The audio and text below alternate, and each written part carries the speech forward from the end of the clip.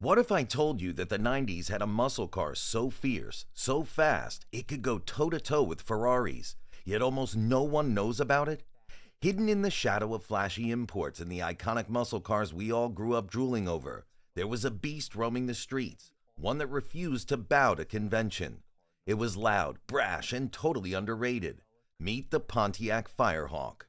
This was no ordinary Firebird. It was something far more special, a sleeper car that made gearheads weep with its potential. But why didn't it get the same attention as other 90s powerhouses? Was it bad marketing or just fate? Today, we're diving headfirst into this untold story.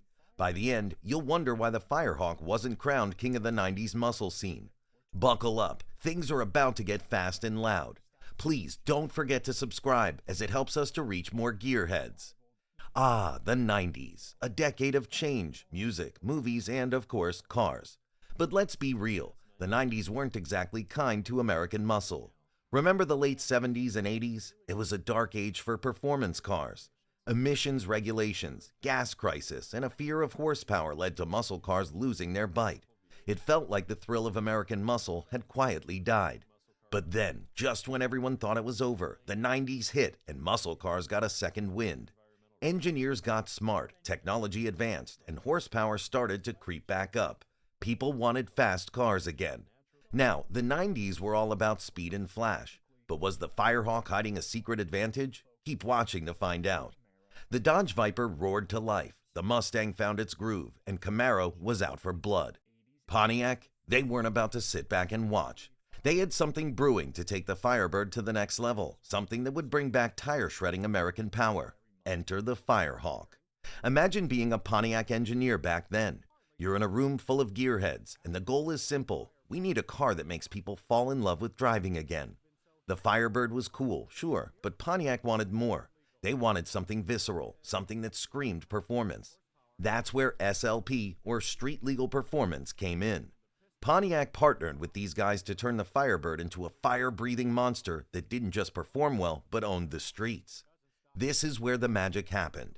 SLP took the aggressive Pontiac Firebird and said, let's make it even wilder. The Firehawk was born, a collaboration to redefine what American muscle could be in the 90s. It wasn't just slapping on a few stickers or changing the exhaust. No, this was a transformation, like giving a house cat the soul of a lion. They started under the hood. The Firehawk came equipped with a 5.7-liter LT1 V8 engine. If that sounds familiar, it's because it was the same engine found in Corvettes of the era. But SLP wasn't satisfied with just good enough. They pushed it further, tweaking the intake, optimizing the exhaust, and extracting every ounce of power. The result? A car pumping out over 300 horsepower, making it one of the most powerful American cars of its time. The engineers had a vision, and they fought tooth and nail to make it real. Tweaking the suspension, extracting every drop of power while staying within emission standards. It was no small feat. The Firehawk wasn't just a car, it was a statement. It was a Pontiac saying, we're still in the game and we're here to win. But here's the twist. The Firehawk wasn't just about straight-line speed. That was the old muscle car mentality. Big engine, go fast, forget the rest. Not this time. The Firehawk had handling that could genuinely surprise you. The upgraded suspension meant it could tackle corners in a way old-school muscle never dreamed of. It wasn't just about brute force. It was about control, precision, and making you feel like you were one with the machine. What if I told you the Firehawk could do more than just roar down a straight road?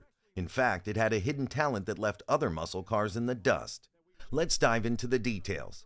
Under the hood was that glorious LT1 V8, producing over 300 horsepower, enough to make your palms sweat. It had a custom cold air induction setup that helped it breathe better, a performance exhaust that let the engine roar, and a suspension that hugged the road. The Firehawk could launch from 0 to 60 miles per hour in about 5 seconds, which in the 90s was no joke.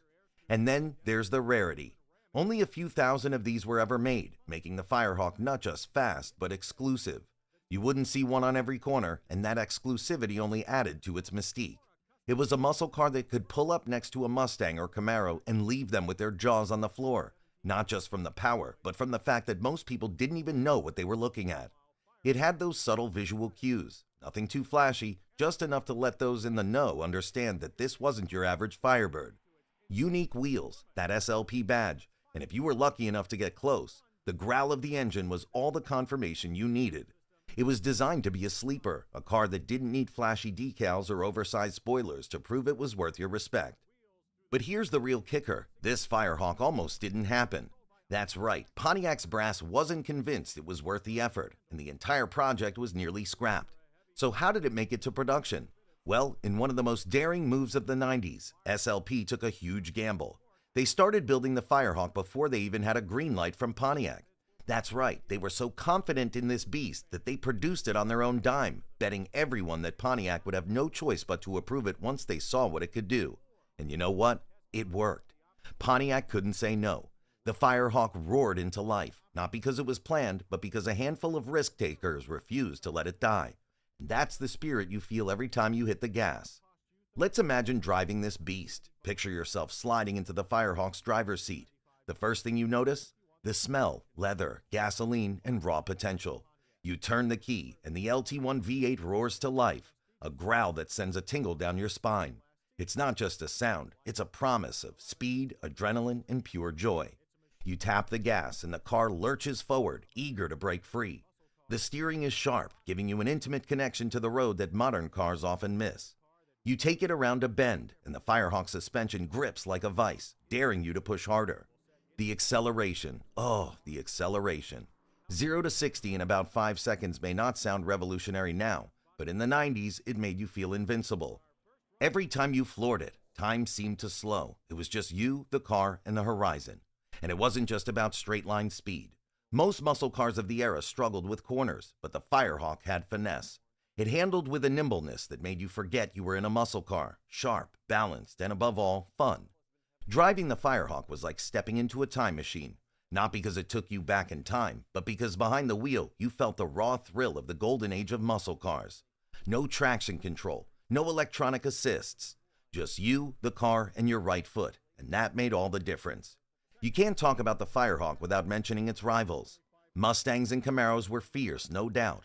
But what was it about the Firehawk that made it the underdog everyone underestimated? The answer might surprise you. In the 90s, the Mustang and the Camaro were its natural enemies. Ford and Chevrolet were both fighting hard to revive muscle cars, and the Firehawk had to prove it could keep up. And keep up it did. It could go head-to-head with the Mustang GT and give the Camaro Z28 a serious run for its money. The Firehawk wasn't just a competitor, it was a game changer.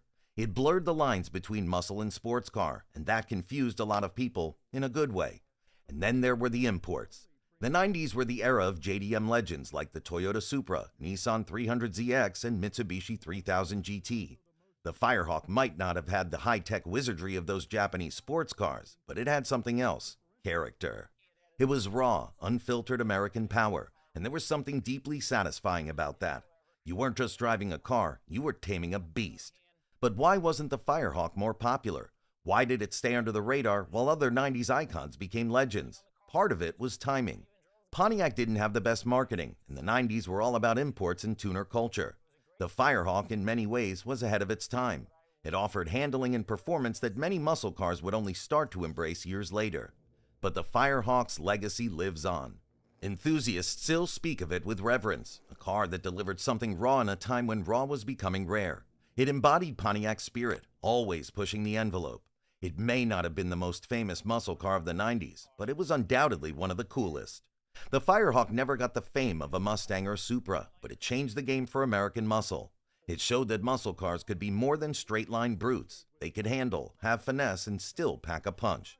It paved the way for the likes of the Mustang Cobra and Corvette Z06, showing that muscle could mean more than raw power. Pontiac may be gone, but the Firehawk remains a bright spark of what could have been. Built for enthusiasts, by enthusiasts, it wasn't about mass appeal, it was about passion. That's why today it's a hidden gem. In a sea of mainstream icons, knowing the Firehawk is like being in on a secret, like discovering a great band before they went big. So, was it the ultimate 90s muscle car?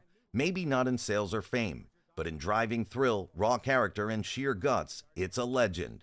The Firehawk wasn't about blending in, it was about standing out, about making you feel alive behind the wheel, and that's what muscle cars are supposed to do. Next time you're at a car meet and see one of these rare birds, take a moment to appreciate it. It may not have the flashiest look, but it's got something better, a story that speaks to the heart of true car enthusiasts. Leave your thoughts in the comments below. Give it a thumbs up if you like the video, and please make sure you're subscribed so that you don't miss our next episode in the Muscle Car Vault.